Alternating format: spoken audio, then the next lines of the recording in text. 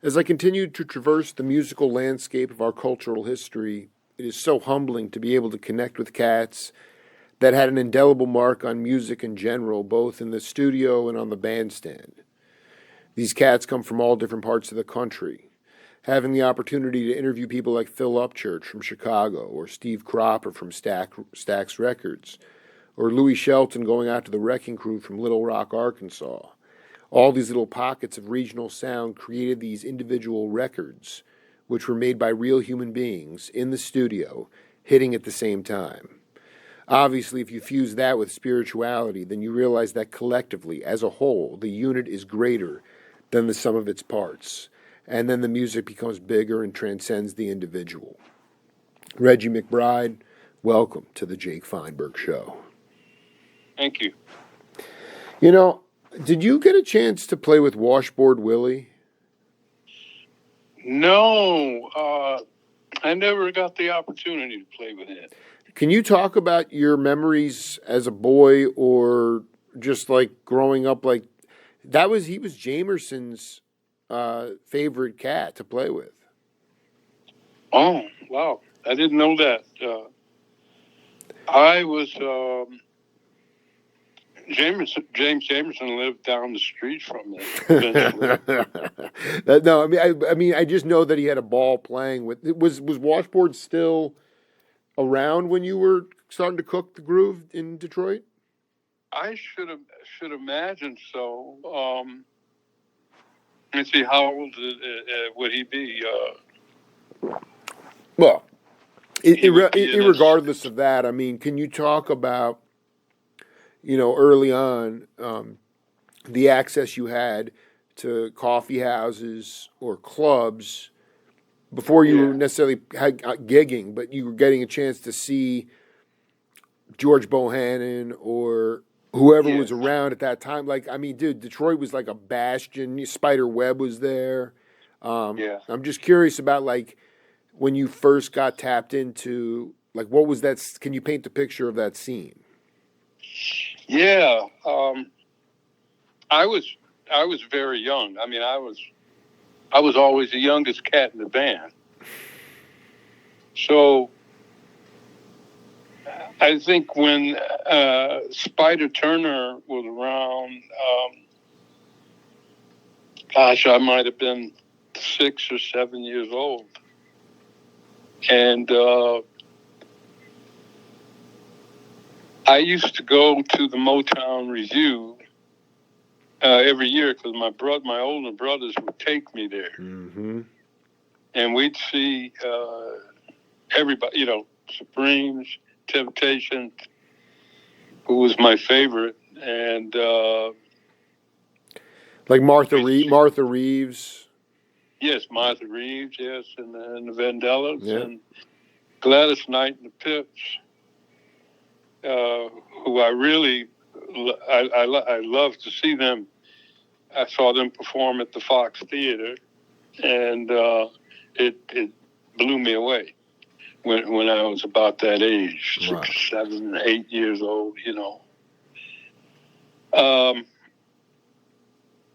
But early, during the early days, I was too young to get in clubs. But people always wanted me to play. It was like the Nakarama Club. Like, you were too young to get it. Like, Hank Lawson would play there. I mean, like, all these cats. Like, was there a peanut gallery, like a place where you could go and it was like you couldn't get beer per se, but I'm just, what it is, like, it's the exposure, regardless of your God-given talent, it's just being connected to these sort of shaman cats, Yeah, there was a lot of cats around. Like I say, they used to come and pick me up on the weekend. And tell my mother and father, he's just going to play the club, and we'll bring him back after the show. Oh, I love it. But it might be a little late, and well, who'd you find yourself on the bandstand with? I mean, I don't like what kind of gigs were these? Like the top 40 gigs or like R&B gigs? Yeah, back then it was either blues, blues gigs, and I can hardly remember the names of some of the blues cats that are around Dude, I Detroit. need you to kind of dig deep on this, dude, because this is where it's at, man. Yeah. Because those are like the non-Motown, like the blues cats, you know? Oh, yeah, there was Jake Wade and the Soul Searchers. Oh, now you're getting, oh my God. That is insane, dude. Wow. And, Man. you know, I knew that band, and, you know, I was around 13 at that time, and I was exposed to them and got a chance to play with some of those cats. What did you learn the most, like, especially, like, was there some humbling experiences? I just know that, like, guys from, like, the art ensemble of Chicago, Famadou Don Moy, he was, like, on the bandstand with, like, a much older piano player who barely acknowledged him, like, verbally for a long time. And there were times where, like, you know, you'd stumble with something and you'd have to go home and shed on it. I mean, do you feel like, did you get some tough love from those guys? Did that help? Yeah, but it was never to that extent, you know, where they would criticize me very much. Right.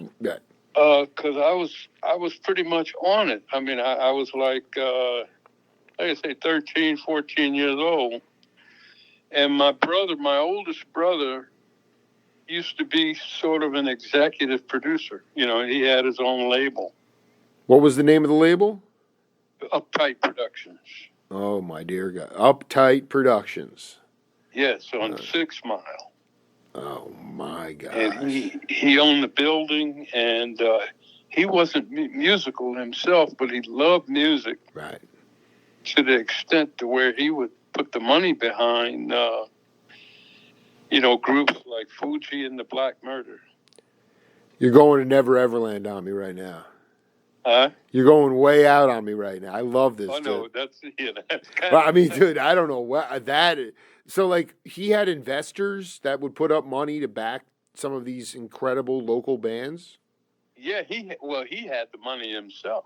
He had how did he accumulate? I don't even want to get, that's going to take us too off the rails here. So, so what other groups? Uptight, were you playing on these sessions? Yeah, he used to take me in because I was his brother. He used to say, well, we're going to let Reggie come in and play. And one time he said, I want you to come and do a session. And he put me in with the Funk Brothers. Oh, my God.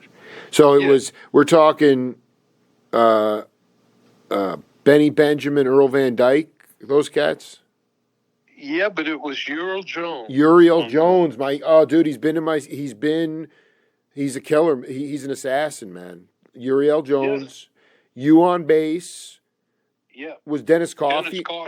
My man, Dennis Coffey. I've done a couple of dear friend, badass.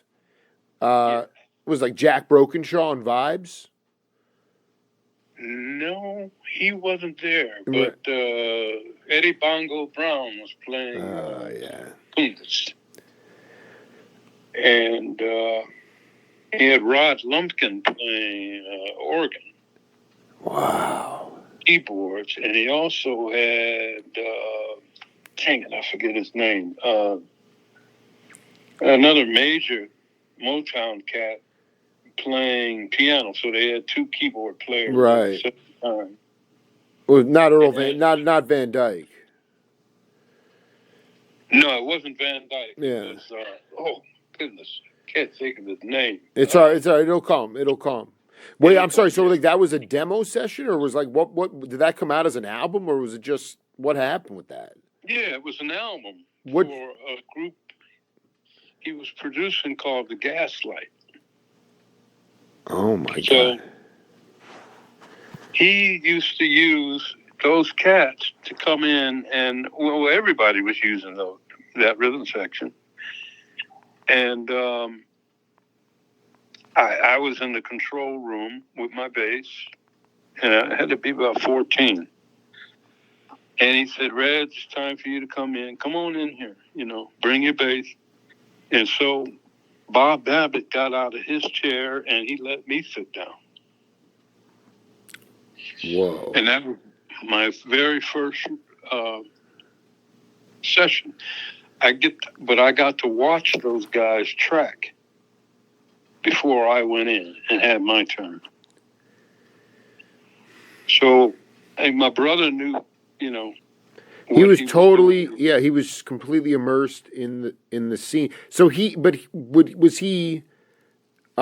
he have the chops to produce, or did he have somebody do the engineering and stuff with that? Oh yeah, he had the whole team there. He had who's the arranger for Motown?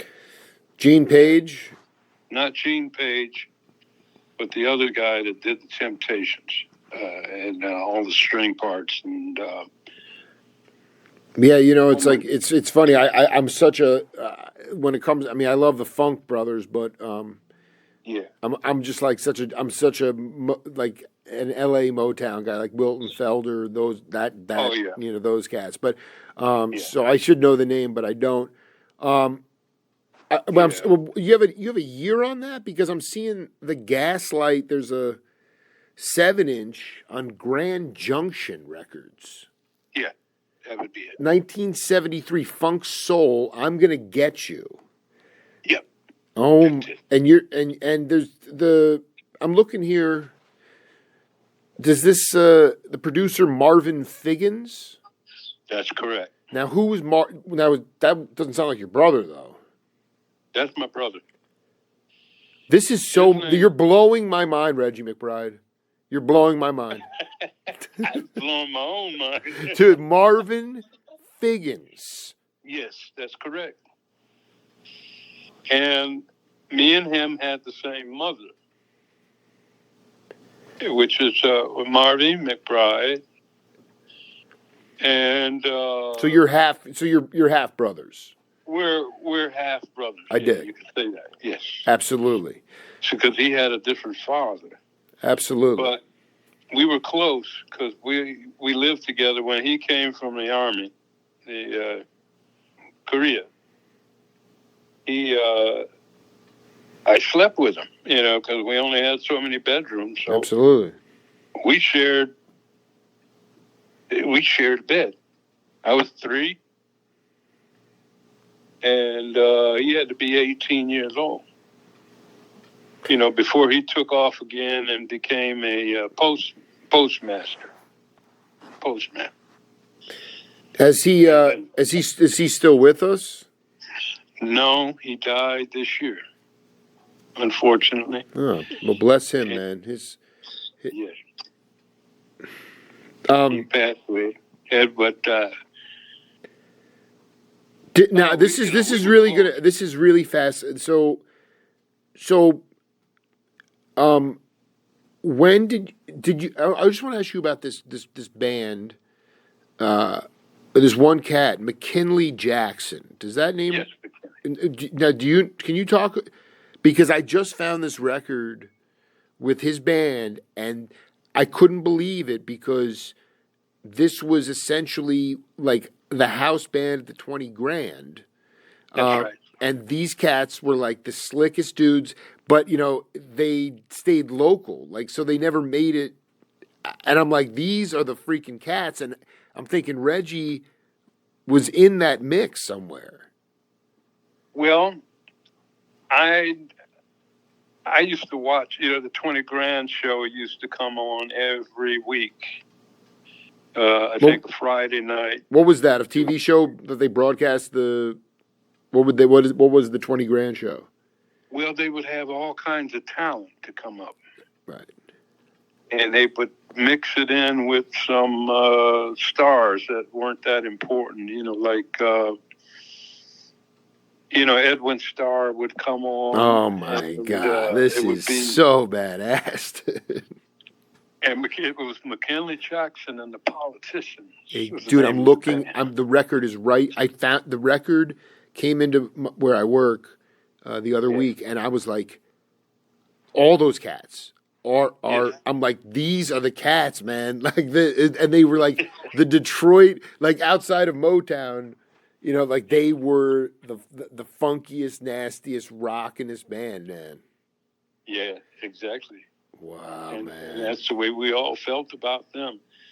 And I never missed a show. I'm Whenever, so honored, man. Can you talk about those cats and like, I mean, dude, it's very spiritual for me that you said that was like that everybody held them in high regard, because this record blew my mind, dude. oh yeah, I don't remember exactly who was in the band. All I knew was McKinley Jackson, which I ended up working with him a whole lot as soon as I got to California. Well, let's And hold off on that for a minute. That's pretty mind blowing. yeah, and I told him, I said, man, we used to watch you every Friday with McKinley Jackson and the Politician. But I didn't know exactly who was in the band because they weren't that visible. They were in a bandstand, and I knew they had to be connected with Motown, or I figured they were. Somehow the Funk Brothers are connected with the Funk Brothers, because there just wasn't that many great bands. There was Earl Van Dyke. I'm just And gonna, I got that. So I got the names here. You ready for this? I'm just gonna, maybe a couple of these names. Yeah. Melvin Griffin. Yeah. Okay, so he played sax and electric piano. Then Peanut Roderick Chandler, bass and sax. Okay. Clay Clarence Robinson, organ and trumpet. Mm-hmm. Z Slater on drums. Okay. But McKinley came out. So where did he come from? Was he just like, he clearly, did he come out of the Motown thing? That's what I thought. I never asked him, man, how did you start, or where did you come from? It was kind of like I figured he was just one of those cats. I'm sorry, I'm looking at the liner notes right here. It says working as an arranger for Holland Dozier Holland. Oh, okay, yeah. That's what it was. So he was an arranger for them. Okay, there we go. Yeah. Unbelievable. Yeah. Yeah, but that was later on, when I came out here. Absolutely. Well, yeah, I don't want to jump too far ahead. I mean, basically, when did you start join the union, and what was the first band you were in Detroit? Well, I was in. I backed up the Dramatics. Beautiful. When I was 16 years old. Who was on drums? Norman Perry. Wow. That was a one-off kind of thing, or you actually went on the road with them? I went on the road with them for at least 2 to 3 years. At 15 years old? 15 years old. Wow. Matter of fact, we opened up for James Brown. And I told my mom and dad, I'm going to be gone for a long time, through the summer. I don't know, 3 months or something like that. And they said, you're too young. You haven't even graduated yet, because you don't graduate until you're 17. Right. They all had to come over my house. First of all, James Brown said, man, you got to go home and get your diploma first. You're only 15. And so it's amazing, because James Brown actually paused the tour of the Dramatics opening for James Brown. He put a pause on it so I could go home for a few days and get my GED. And that's what I did, and then they let me come back. That is, I'm not quite sure if I followed that whole story. Why was Brown so, I don't know what was the connection there? Why was he so devoutly loyal to you? Well, we were pretty hot. We were a 3-piece rhythm section backing up the Dramatics. And he took a liking to the Dramatics music and the to the whole package, the whole band. He said, I want you guys to open up for me on every show. How was he able to financially just cancel or pause the tour? I guess, I mean, that is a remarkable story. Yeah. He sure did. So you were out on the road. Your parents had already basically, you kind of went out against their wishes, but you went on the road, and then Brown said you need to go back and graduate. That's right. Okay, so that's why he did it. He's like, I'm going to prove it. I want you to get your diploma, and I'll pause the tour. Yeah. That's awesome. Holy cow, man. But so you got how did you get your GED? Like that couldn't have taken it had to take a while. Well, I had to go. I was in the 11th grade already. I was poised to graduate. So the GED was no problem. I had to study about a week, and then I went downtown Detroit to the Allied Stevenson building. I took the test and I passed. Wow. Yeah. And that was... Yeah, go ahead. We all wanted this to happen. My mom and dad said, well, he's got to get his diploma. So they sent Ron Banks by my house. Ron Banks was the dramatic, the high voice guy. Right. He came by and he said, listen, Miss Mcbride, we got to have Reggie. And this is an order from James Brown. He said, we got to have him. And we want him to come out on the road, but he's got to finish school first. And they let me go. It's amazing. They said, go ahead. Good for that. Thank you. It's so good, yeah. Wow. Playing with them, a little bit. On the down low, Right. I mean, were you in the Union at that point? Yeah. Yeah. Okay. So, and what were the, we're talking 71 or 70 in that kind of range there? Is that about right? 7, yeah. That sounds about right. I mean, what was it like? What were was the road could it eat you alive? Like, how did you stay? What were the accommodations like? I mean, and also ultimately, what kind of venues were you playing? Like a Chitlin circuit? James Brown wasn't playing basketball arenas, I don't think. No, we would go off and do some gigs with just the dramatics at clubs in Boston. There was the Sugar Shack. Oh man. Wow. Oh yeah. There was and these clubs were in the hood. Dude, this is where the rubber meets the road for Jake Fine. This is, dude, so in Boston there was the Sugar Shack. What about in Harlem? Yeah, see, in Harlem, well, there was the Apollo. Of course. But wasn't there some other place, just in the hood? What about Philly? Oh yeah, what about they were all over. I mean, in Washington there was, Washington D.C. Yeah, I forget the name of the club, but it was right in the middle of the hood. And it was like the Sugar Shack. What about Philly? What about in Philadelphia? Yeah, in Philly too. I can't remember exactly the name of the place.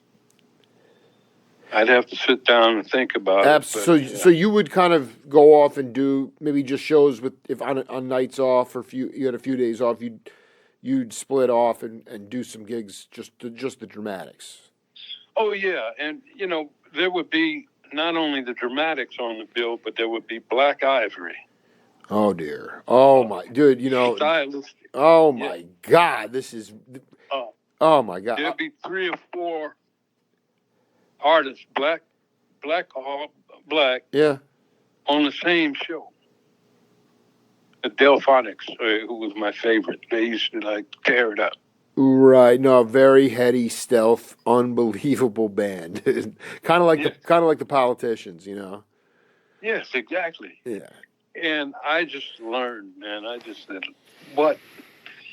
I said, this is incredible. You know, because you got the Delphonics had a three-piece rhythm section. We had a three-piece rhythm section. And I think the biggest band that was out there that I remember was with the Stylistics. They had maybe a couple of keyboard players. Is there any viable live Reggie McBride material from that time period that's available? Not, I haven't done a real search.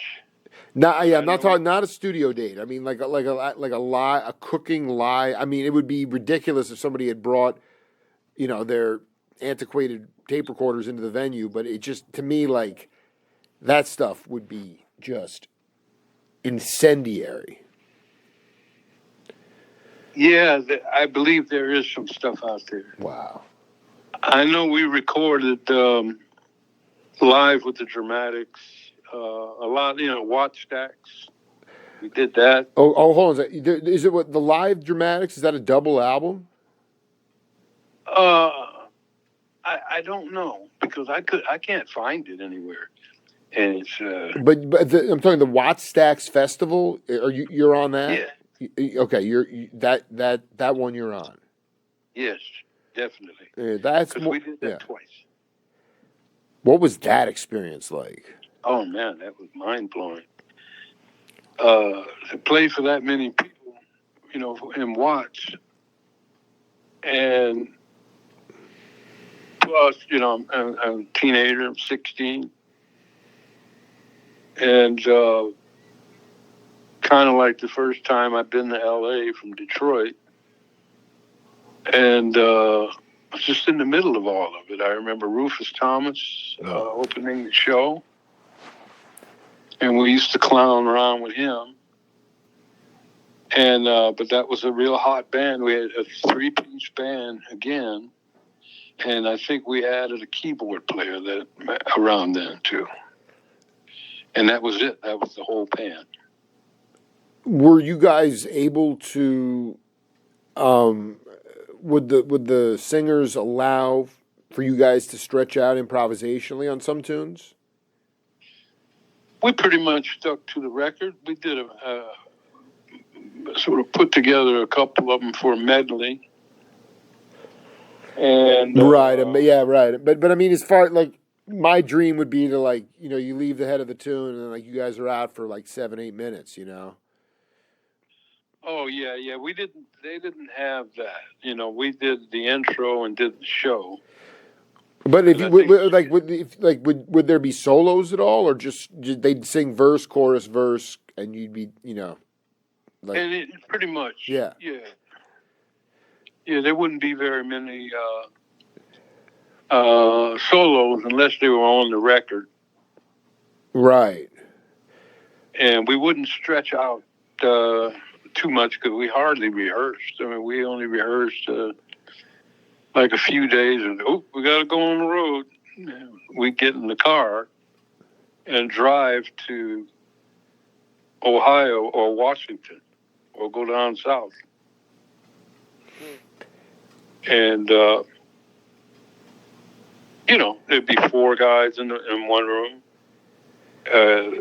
With the band, especially, you know, Dramatics had their own room, but we had to share a room. The whole band would be in one room sometime. Wow. Mm-hmm. Dude, that's just so enlightening. So let me ask. I mean, I got to ask you about the first, you know, the 3 bands that I don't really am not into any of them obsessively, but I respect them all. But I just wonder, in your musical career, the closest thing that you came to early on that represented sort of the, even if it was just for your own pleasure, was, you know, Return to Forever, Weather Report, Mahavishnu Orchestra. Those bands that were like creating like third stream music, like merging all that stuff together in its infancy, because that word fusion is just an awful word. But were you in a band like that, even if you guys were just like local cats in Detroit? Did you enjoy stretching out? Yeah, I did. We didn't have a lot of that, When I was a teenager, again, I went to school with Earl Klugh. You did? Yeah. Oh, that's me and him about the same age. So beautiful. Yeah. And so that's the kind of instrumental experience that I had. But we would just play, it was light jazz, and we would play places like Casual downtown. Or they would have these, what do you call them, a debutante. Yeah, parties. Right. Right. And like like good paying gigs. Yeah, good paying gigs, yeah. Yeah. And that's when we were in high school. And wait, that was Earl Klugh. That's the sickest band I've ever heard of. Who was on drums? Gene Dunlap. Oh my! It was a trio, or did you have any horn? No, it was just a trio. Oh my God! And were you playing? I guess at that point, I mean, you're playing like. Did you play the upright at that point, or were you playing electric? No, just electric. Just electric. Okay. So you guys you call it light jazz? I mean, but if you had a chance, did you play any originals? Or were you infatuated with fusion music, or maybe not? I don't know. Yeah, some of it, but I used to go see Weather Report when they were playing at Coble Hall in Detroit, and I was really impressed with Joe Zawinul. Oh, yeah. Idris Muhammad on drums, and I was like, my God. Wait, hold on one second. It was either Alphonse Mouzon or Eric Ravad, unless Idris was sitting in for some reason. Yeah, I had that feeling. And all I know is he had a karate suit on. Dude, this is... Idris Muhammad. Did Idris... He didn't live in Detroit. He's from New Orleans, but, I mean, I don't know... That you're serious about this right now. Yeah, I'm serious. Yeah. Wow, that is, and was like Miroslav Vitouas on bass, or it wasn't during the Jocko Cobo Hall? That was way back. Yeah, it was a concert, and the funny thing about it, guess who was the promoter? I have no clue. My brother. Dude, I should have. Dude, your brother, man, your brother's spirit is here right now, man. Yes, it is. Yes, it is, man. That's your brother. I want to be very clear. Let's just talk for a minute. How early on was he involved in the music? When you were was he already in it when you were just a kid and didn't really know anything? Was he already like tapped into that? Because the scene in Detroit got crazy I'm not sure what the age difference is between you guys, but. Wendell Harrison and those guys were playing in these lofts to all these hippies. I mean, it was way back, man. Like there was, and I just... This was in 68, 67. He started basically making his move in 67, 68. Yeah, I would say that. Wow. And he owned a few clubs, too, in Detroit. Which clubs were those? One was the... don't even say he owned the 20 Burning grand. Spear. The Burning Spear. Dude!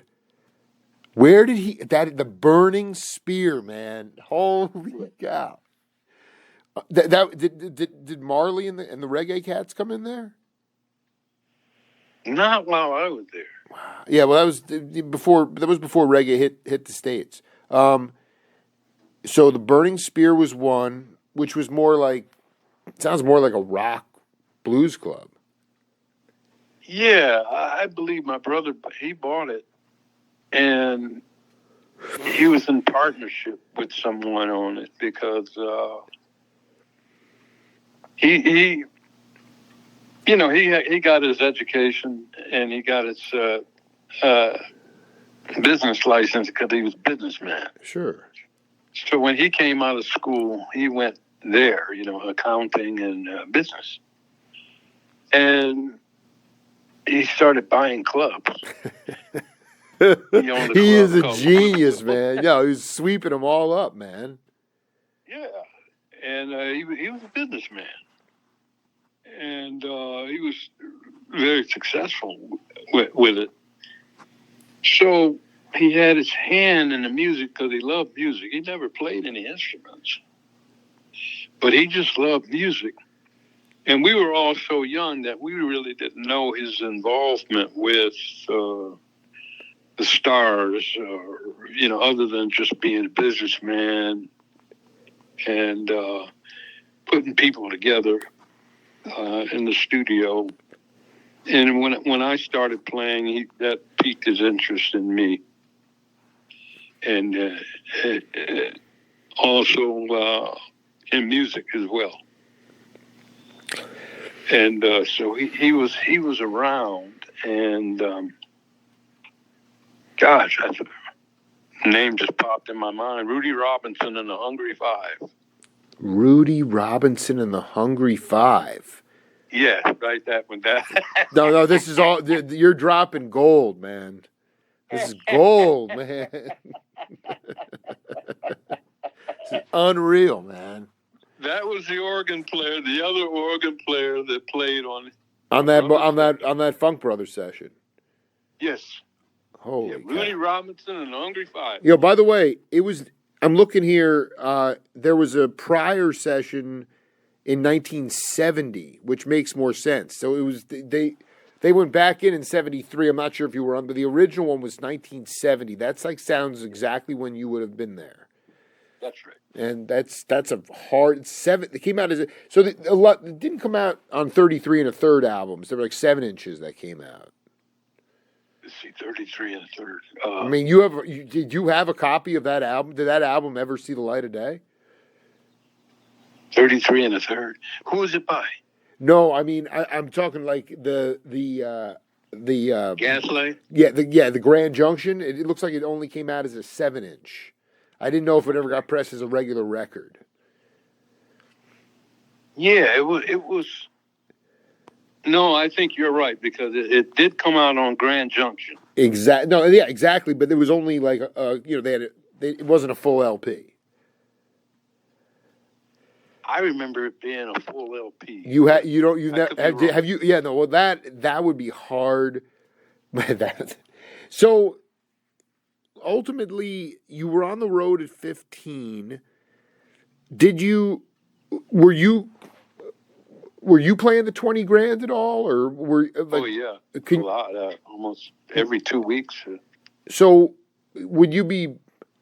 How would that work? I mean, would obviously George Clinton was there. Did you go to Baker's Keyboard Lounge at all?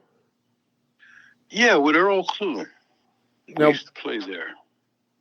Dude, you're so matter of fact about it. You used to play who was it? Just a trio? Just a trio. Oh my God! Are there tapes of this stuff? Yeah. And we live. It's the ironic thing. We live in the same neighborhood as Baker's Keyboard Lounge. Our house was on the adjacent street of Baker's.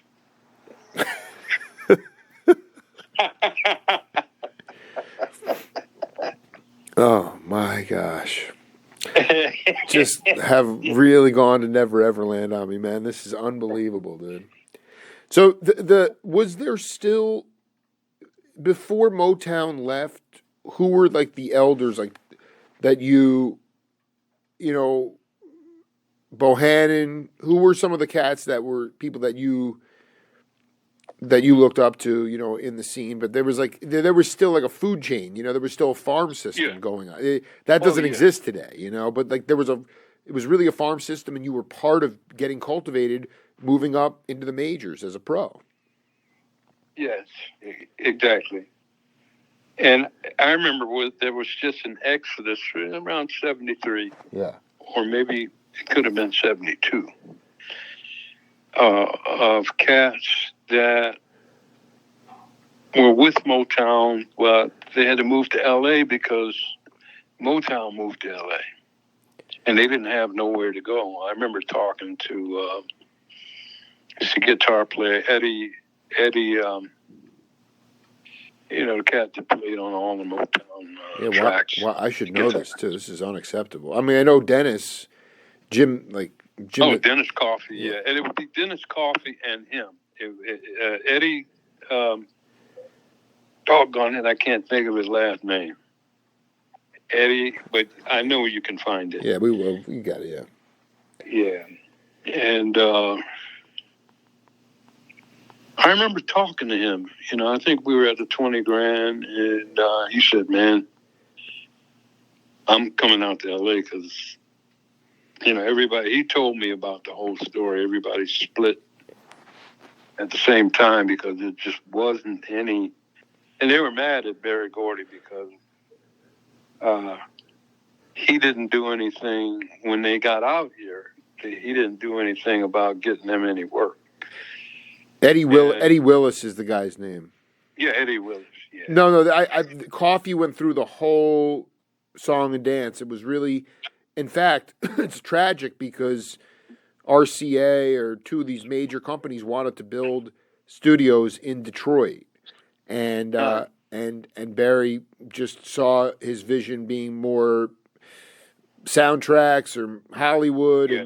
and he left all the Funk Brothers high and dry. He did, yeah. And if you didn't come out here on your own, you were basically lost. He didn't give them no support or help. He just, I guess, used all the film cats out here or whoever was out here. And if you managed to make it out here, then he would use you. There's certain contractors that would have called you. Benjamin Barrett came out here, and he contracted us with Stevie Wonder's records. And everything, he took over everything. And when you got a check through the union, it was a Benjamin Barrett check. How did you first connect with him? Well, it was McKinley and them, and we used to do a lot for Holland Dozier and Holland, like you were saying. Well, wait a minute. So you were doing a lot of the productions that McKinley was on back in 72? I would say between 72 and 73. Hot Wax Records? Yeah. But I actually came in on that scene later on because I was locked out with Stevie. So, but this is all kind of like I'm thinking like you were on the road with the stylistics or the dramatics, and then chronologically, you must have connected with McKinley before Stevie. No, not really. I didn't have a name until I got with Stevie. That's when everything blew up. That was like what year was that? That was like 73, into 72, going into 73. Okay, so how did that materialize? Well, Ray Parker, who I grew up with in Detroit, pretty much, gave him my name after Scott Edwards left. And Stevie called me, and it's a funny story. I was sitting at home, and I picked up the phone, and I said, "Who's this?" He said, He said, "Reggie." I said, yes. I said, who is this? He said, this is Stevie. And I looked at the phone. I said, you bullshitting me. Just like that. You were not expecting. No. You had no heads up about it. No, but Ray Parker had already been with him. Right, but Ray, you only found out later that he did that. Later, yeah, he said he in the conversation. It wasn't like be expecting a call from Stevie Wonder. Yeah, no, not at all. Yeah. It was a total surprise. I said, "You bullshit me." He said, "No, man. Ray Parker gave me your number and blah blah blah." And it was like that, and I was in shock. I didn't think I would ever get a call from Stevie. But the more he talked, I said, this really is. Now, let me ask you, though, were you... he said, I want you to come to New York and record with me. So I said, okay. He sent me a ticket, and I was on the plane. Who was in that working band once you took over for Edwards? Well, that was me and Michael Zambello on guitar. Michael Zambello? Yeah. Damn. That was Marlo Henderson on guitar. Wow. Shirley Brewer vocals, and Ronnie Groves on vocal, and Denise Williams on vocal. That was like what? So what album was that? Fulfilling His First Finale.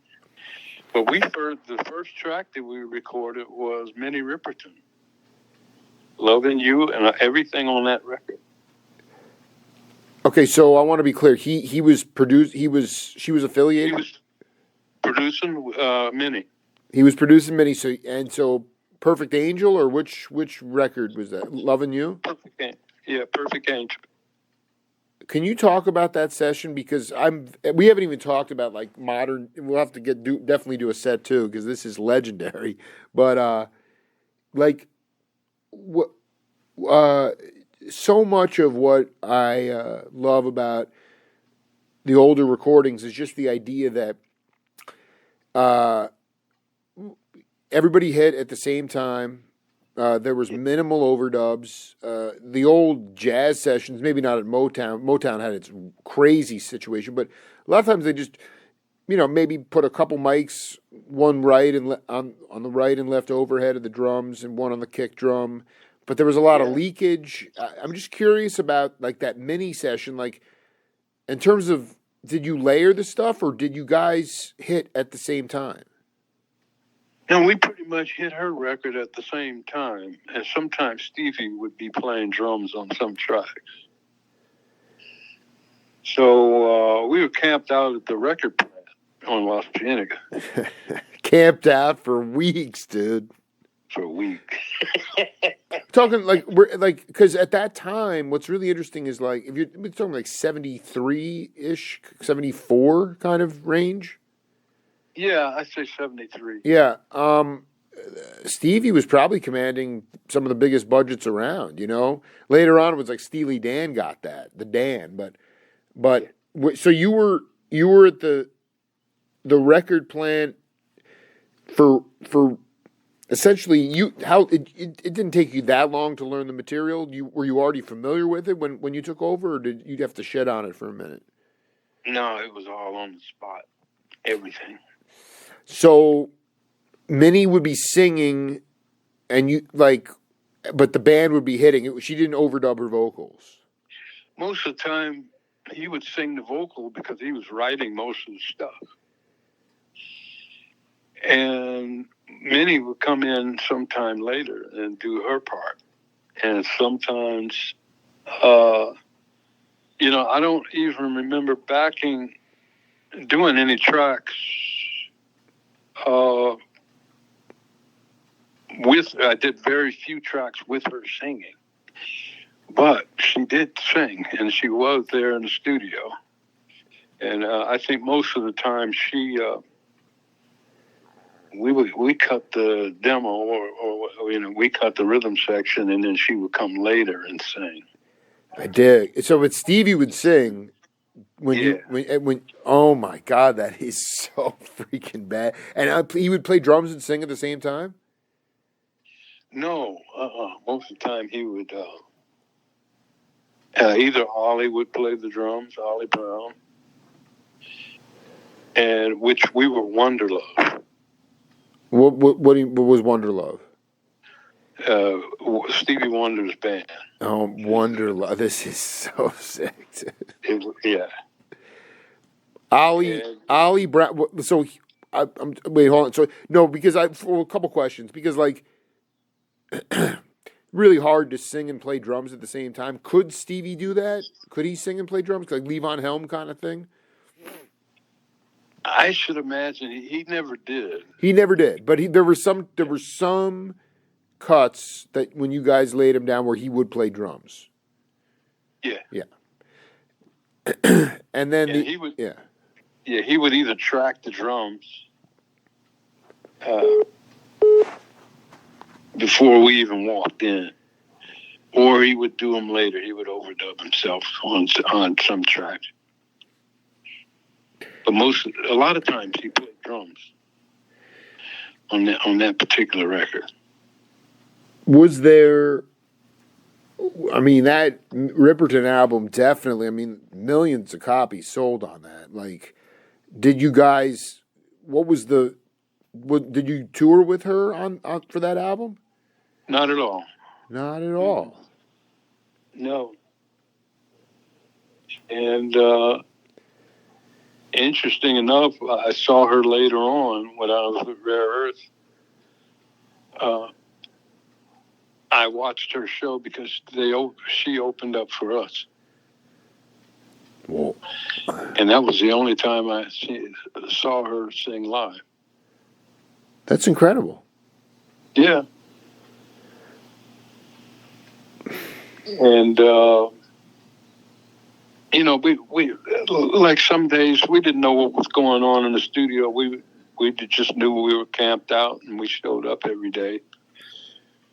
And so I had confusion. I said, well, who's this song for? I used to ask Stevie.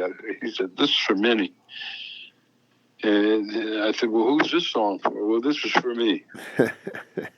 And, you kind of had to ask, or you just quit asking. You just cut the track because you knew he was either writing for someone or producing someone, or he was fulfilling his first finale, which he was doing that record. What was how much of that was, like, in some cases, were there any tracks off of that were, how organic were the grooves? I mean, was it, I can't see it being, I can see it having some structure, but not being overly tedious. Were any of the grooves on the spot that the rhythm section, and you guys just started to cook it, and he was like, "That's it"? Yeah. The whole record seemed like he had it in his head, Sure. When a lot of it. But he would let us have the freedom to play our own opinion on the whatever, especially the bass. There was the only time he had specific parts is when he had something in his brain. He said, I want you to play this, and this, it would make sense, and sometimes he wanted you to challenge. He wanted the music to challenge you. Absolutely. So, I mean, obviously we're dealing with a cosmic super stone genius cat, but did he, was it all his grooves? Did you guys ever contribute to a song with a hook or a groove that he was like, yeah, I'm digging that? Or was it all in his head? A lot of it's in his head, you know, and in his left hand for me. Right. And I would play that again, you know, and I would cop the bass line, only I would do it my way. And he'd be cool with that. And he'd be cool with it. Even live, you know, he would do that. He would do stuff with his left hand. He would call me out on stage, just like James Brown calls cheese, you know. Right. He would call me out on stage, and he started playing something, and it's on the live record, B.B. King's "To Know You Is to Love You." He wrote that song too, and we did it live in London, and it's on an album. Wow. So he called you out, and you were just like playing like free improv with him, like back and forth. Yeah. Wow. And the audience is sitting there, and he said, "Reggie." I said, "Yeah, Reggie, yeah." And he would start playing his bass line on the keyboard, and I would come in and do it my way. And he wouldn't hear anything from him. It depends on your conviction. That's so great, man. Yeah. And there were all kinds of situations. You, what was the? How long would you for fulfilling my finale? How long did you have the studio? How long were you showing up? How many months? Oh my God, years. Years. At least a year. Well, hold on. You're telling me that during that time there was no, like, Stevie never toured at all? There were no live gigs? He was just, you guys were in there every day for a year? No, there was some live gigs. And we went to Europe for a couple weeks here and there. Would you go up to San Francisco and play Winterland or places like that? Or, like, what kind of bills were you on? Yeah, we would do that sometime. I forget exactly where all we played, but we did some. You know, like we would go to Madison Square Garden. We Sure. played there. Would they be like team like pairing you up with, like, you know, Tommy Bolin band? Like, is that how you, like, were there like rock groups? Like, who else was on bills with you guys? Well, with Stevie, it was pretty much him. it was, you know, I mean, I just figured, were there ever situations where, or he really just, was there any other artist like that, maybe at that time? James Brown, maybe? I don't know. Yeah, it could have been, you know, James Brown. I'm sure there was some other artists like that. Well, like Mahavishnu Orchestra, only two, you know, they, early on, especially now, obviously it's different, but then it just seems like there'd be more opportunities you know, he was a star, but like maybe he'd be headlining and there'd be other. Did you meet other bands that you eventually wound up collaborating with when you were? Well, yeah, sometimes, like we used to play with, well, I'll say at SIR, this was the rehearsal studio. Yeah. We would meet a lot of bands. You know, Tavares was down the Sure. hall from us, and we got to hang out with them, know them.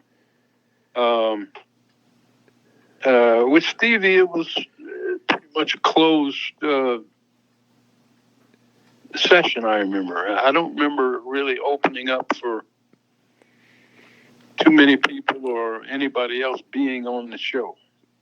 And I know he toured with the Stones a year before I was with the band. Oh my God! Yeah, it's over, dude. You were on your own, dude. Okay. Let me ask you, as we wrap up set one here with Reggie Mcbride, just absolutely insane first set. How